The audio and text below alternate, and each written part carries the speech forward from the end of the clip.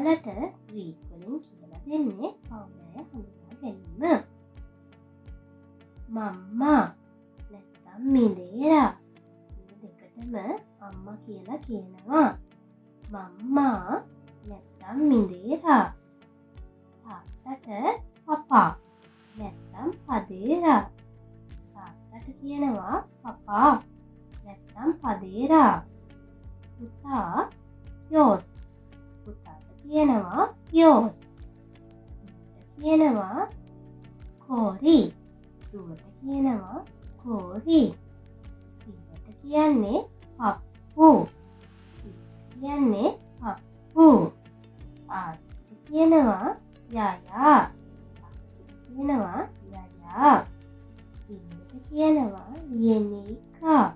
පින්නට කියනවා යෙනේකා. සැමියාට කියනවා අන්දාස්. සැමියාට කියනවා අන්දාස්. මහත්මිය කිරියා. මහත්මිය කිරියා. මහත්මයා කිරියොස්. මහත්මයා කිරියොස්. නැන්දම්මට කියනවා බෙක්සෙරා. නැන්දම්මට බෙක්සෙරා. මාමණ්ඩිට කියනවා බෙක්සෙරෝ. මාමණ්ඩිට කියනවා බෙක්සෙරෝ.